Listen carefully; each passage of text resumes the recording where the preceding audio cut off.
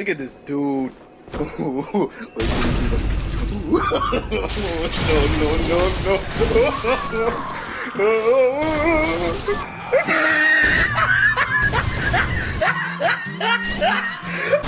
at the top of his head.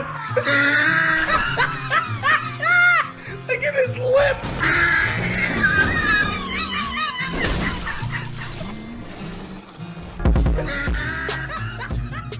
Right, hello everybody. Welcome back to another video on the goddamn internet. I swear I've heard that intro somewhere. No why. So, this is going to be one of the last videos for about 2 weeks. I'm going to not be posting because mocks and everything are happening. Yeah, if this sounds bad, it's because it's first take as usual. But yeah, after mocks I want to plan to make a bit more Division content for you. Yes, that's going to affect my grade, but oh well. Get all that out of the way, and then I want to focus a bit more on just making videos, because I really enjoy doing this stuff. But yeah, today we're going to be talking about, or at least I'm going to be talking about, Bloodborne, PvP, everything you basically need to know about it, why you should start it, why you shouldn't, or how you can if you want. So, enjoy. Right, so I will warn you off the bat, this is going to be a really long video, but hell, I enjoy talking about this kind of random stuff, I can keep it up. So yeah, what is Bloodborne PvP? So, I'm sure you're aware of the game Bloodborne and you go around slaying your beasts all day, every day. But there's a PvP aspect to the game, you see. There's Sinister Bells, Resonant Bells, and Beckoning Bells. Beckoning Bells, you can summon people to your world to help you kill bosses or just free roam. Resonant Bell is if you're bringing it to join someone's world, and then Sinister Bells is where you can go and join someone else's world in the hopes to kill them for their blood echoes. This can sometimes be a fairly effective way to get yourself some blood echoes, but most of the community do it for the fun. So, the majority of the community are fairly agreed that the set average is level 120 for PvP. I myself believe it should be about 130 to 135, because it gives you a bit more room for like endurance and blood tinge and whatnot. But 120 is probably your best bet if you want to get quicker matches with random people. So yeah, once you know what PvP is, you're going to want to start thinking about how to make a build.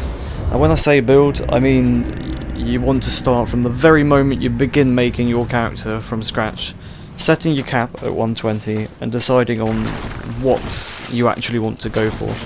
When I mean this, I mean there's many different weapons that will scale with many different stats, and you're going to want to find the best stats for your favourite weapon that you want to run as your build, and you're going to be limited to this weapon because of your stats, because the damage of that weapon will be dependent on the stats. For example, if you're going for blood tinge, you're going to want high blood tinge and skill. Let's say if it was the Chikage, like here, you wanted to run. Or if you're going for hell the whirligig, which I mean, come on, why wouldn't you? You would want to go put everything into strength, a bit of skill, and your health. So yeah, once you really crack down on what you want to be running for your main build and what weapons you want, I mean, with some builds you can change it up. For example, with a skill build, you could run Blades of Mercy, the Beast Hunter Scythe. There's plentiful amounts out there that you can choose from. Now, the next important thing for PvP is knowing where to go and how to get the best gems and what gems are the best for your weapon. If that means going to the chalice dungeons, go to the chalice dungeons, but just be wary you're only at 120 and you don't want to be pushing your stats beyond that. Where I go, I've made a guide beforehand, winter lantern farming. Farm them, and I'm telling you, it is the best damn way imaginable to get the physical gems without going to the chalice dungeons. Right, now you're good to go, you're going to want to find somewhere to actually PvP. So the best few places I can recommend for this at level 120 is Nightmare Frontier, which is where most of these clips I'm showing at the moment are from. It's fairly easy because there's always a bell ring woman that spawns, and most players only start at the lantern, so you'll be summoned in and be able to fight straight away. And anyway, the majority of players go there anyway with the specific intention of performing PvP.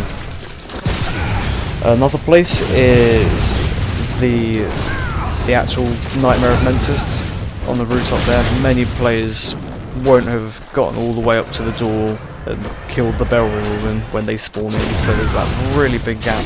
Plus lots of players are going to be going back there continuously end game to go to the shortcuts and whatnot, etc. Which makes that also a really good place to go. If that isn't to your liking, there are specifically designed PvP chalices out there that the community have reserved for the intention and purpose of PvP. I'll try and find one and put it in the description, but have a look out there, there's plenty. It is also possible to invade people in chalices, but I'm afraid that the sad reality you're going to come to is at level 120 you're not going to be finding people in chalices. I mean, come on, if you're in the chalices you're at like 200 and above because you've accepted your odds and you're not going to be able to do PvP.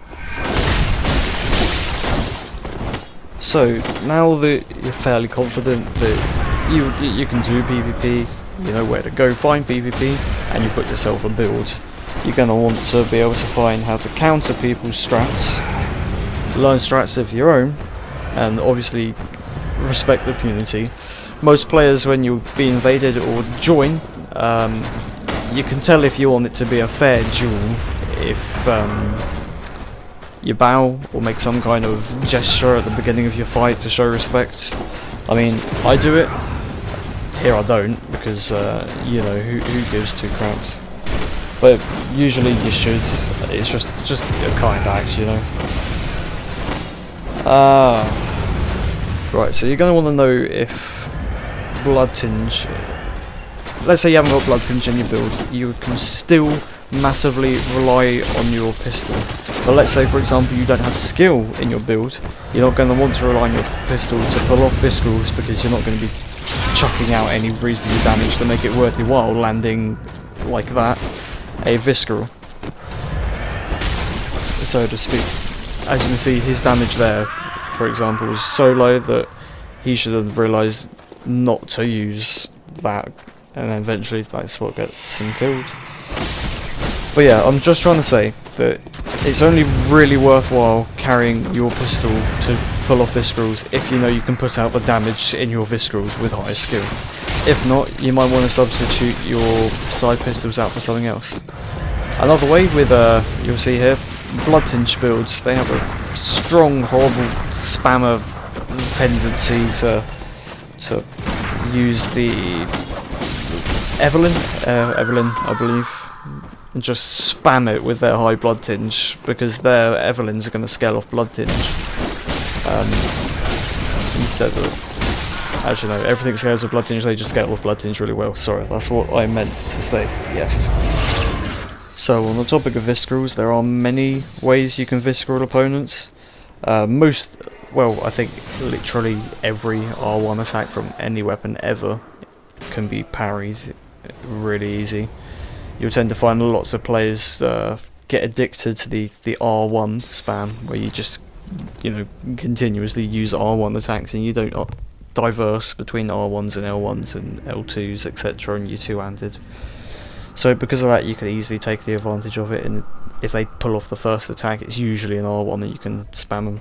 Another way, if an opponent is really low, and this is the only exception for having low Blood Tinge or damage from your gun, is that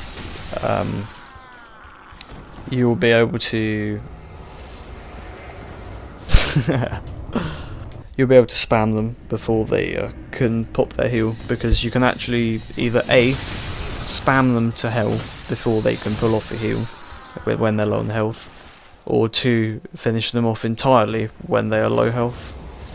So Yes. Get good at your parries. My mate Voodoo, bloody professional at it.